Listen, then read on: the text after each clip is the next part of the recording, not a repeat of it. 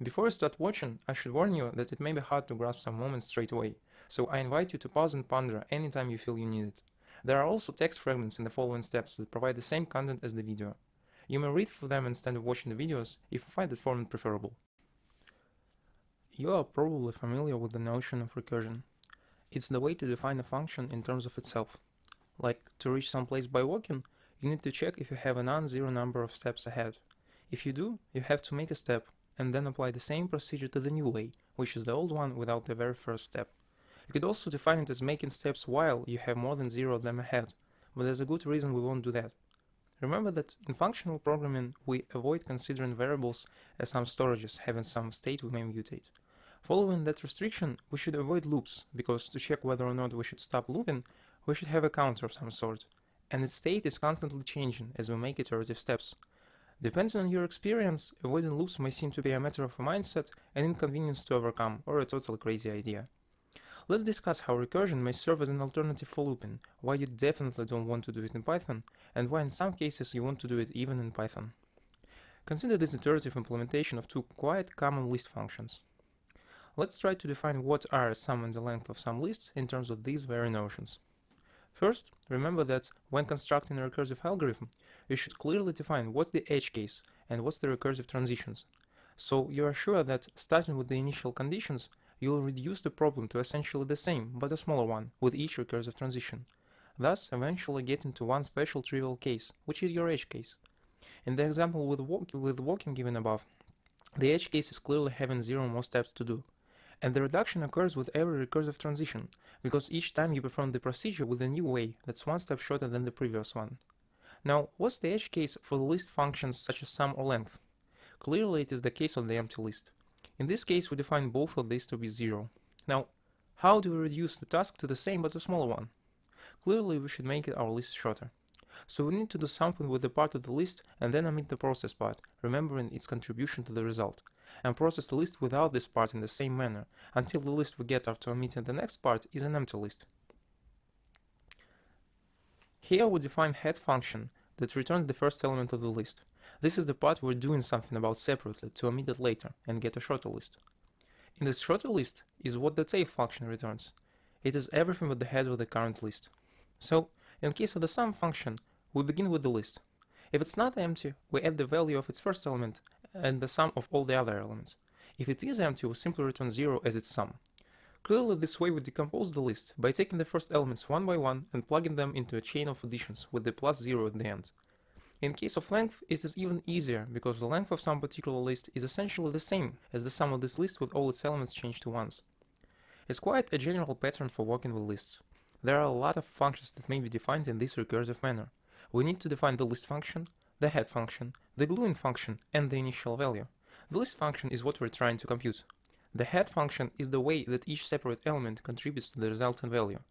The gluing function is the way we define the result of the computation if we know the intermediate result on the smaller list and the value of the head function.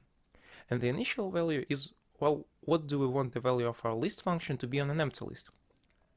This pattern doesn't cover all the cases, of course. If we wish to, we can simulate the explicit looping with the chain of recursive calls. It's just that instead of having a counter with mutable state, we pass its updated value with each recursive call. Like in this function, we define an inner iterative simulating function helper, which has a tracking counter and accumulator for counting the result. The process begins with the counter set to the length of the list -1 and accumulator set to 0. Then, at each call we pass the same function the decremented value of n and the accumulated value increased by the value of the nth element. By doing so, we will get to the case when n is less than 0. It's -1. That means we've processed the entire list, and the accumulator stores the sum of all the elements, so we return the accumulated sum. But besides of being just a more complicated formulation of an iterative process, this approach unfortunately works really bad in Python. You see, each time we make a function call, the evaluation of the program should stop. The place where the function call has been made should be remembered as well as the state of the program. Then the function should be evaluated and the process should return back. That is, each time we make a function call, some amount of memory is allocated. If we make a lot of calls, and recursive approach assumes we make a lot of calls, we spend a lot of memory. Here's the good news. There's this feature called tail call optimization. Look at these recursive functions we've defined. As you can see, the recursive call is the last thing we do within the function body. This is so-called tail call. And most of languages that assume the possibility of functional programming, if you write recursive function in this manner, they actually don't require additional space for each call. The compiler is smart enough to understand this pattern and store the necessary data in a more compact way. Here's the bad news. Python does not support tail call optimization, which is why most of the times you'll prefer looping or other alternatives. Besides that, Python also has a restriction on the maximum number of calls. If I remember right, it will stop the program if the number of nested calls exceeds 1000. If needed, this restriction is quite easy to overcome. If you ever need it, you could find how to do it. Nonetheless, if using recursion for these generic tasks is a bad idea, sometimes it works so well you'd prefer it to everything else, even in Python. First, sometimes the recursive solution is a short and a simple one, while the iterative equivalent would be too complicated to define. For example, the quicksort algorithm mentioned in another lesson used this idea of recursion. Even in case of iterative implementation, things would get only worse if you tried to avoid. Another classical example is the Towers of Hanoi problem. I assume you are familiar with this puzzle. You have 3 rods and there's a number of rings of different diameters forming a pyramidal shape. The task is to move the rings in this order to another road. Usually the initial road is the leftmost one and you have to move all the rings to the rightmost. But with the following restrictions. You can move one ring at a time, and you can't place a ring of large diameter on top of a smaller one.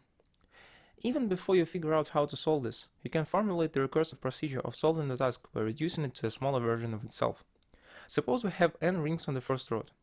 How do we move it to the third one? Well, according to the rules, we need to somehow move all the rings except for the last ring at the very bottom to the middle road. That is, move the top n-1 rings to the middle road. Then, move the single ring left on the first road to the third one, and then move this n-1 rings once again to the third road on top of that last single ring. That's kind of obvious, but how do we move n-1 rings to the middle road? In exactly the same manner. To move n-1 rings to the second road, we need to move top n-1-1, that is n-2, rings to the third road. Move the bottom n-1st ring to the second road, and then once again move n-2 rings on top of the n-1st. How do we move n-2 rings to the third road? Once again, move the top n-3 rings to the second one, and so on. This way we'll be reducing the number of rings to move until n is 0. If n is 0, that means that at the next or previous step, the single ring we move in between of moving all the others on top of it is the only one to move. There are no rings on top of it. Hence, we don't need to proceed reducing the task. So the principle is rather simple. To move n rings from the initial road to the aim road, we need to move n-1 rings to the only road that is left. Let's call it the unbound road. Then move 1 ring from the initial to the aim road. Then move n-1 rings again from the unbound road to the aim road. If n turns out to be 0, we do nothing. One last thing to do in order to write the procedure is to figure out how to determine the number of the unbound road given the numbers of the initial and the aim one. That's trivial. If their numbers sum up to 6, then the number of the unbound road is 6 minus the sum of numbers of the initial and the aim roads. So here's a possible implementation. Let's test it with disks. It prints out a sequence of moves to do. You may check it yourself, but it actually prints out a sequence of valid moves that leads to the desired result. Not only that, but the sequence is the optimal one, as there is no place for inefficiency in this procedure. In order to move n rings, we really need to move n-1 first, then the bottom one, then n-1 on top of it again. There's no way around this fact, so we formulated a necessary and sufficient condition for the puzzle to be solved. There's another kind of problem, which is not only a case where recursion works well, but is also a nice way to give a visual intuition on the structure of recursive processes. There's a mathematical notion of a two-dimensional fractal. Self-similar fractals are particularly well known. Roughly speaking, two-dimensional self-similar fractals are geometric figures which have parts of them that are these very figures but at a smaller scale. For example, the figure below is called the Sierpinski triangle, and as you can see, it has a recursive structure. It is defined in terms of itself. A Sierpinski triangle consists of 3 smaller Sierpinski triangles. Let's draw this one using Python's turtle model. Well, obviously we can't draw an infinitely nested triangle, so we'll need to define an edge case. In order to do that, we may have some kind of counter, which will be set to the number of nested levels we want to have. And then its number will decrease with each recursive call, eventually getting to 0. It's intuitively reasonable to call such a counter the complexity level. Now we may define the procedure of drawing a Sierpinski triangle of complexity n as follows. If n is 0, just draw an equilateral triangle. Otherwise, draw an equilateral triangle with 3 Sierpinski triangles of complexity n-1 inside of it. These triangles should have sides twice as short, Each of them should have one vertex coinciding with one vertex of the original triangle, and their sides should not intersect. Here is a possible implementation. Let's look at the process at different complexity levels to grasp the idea of structure of recursive processes.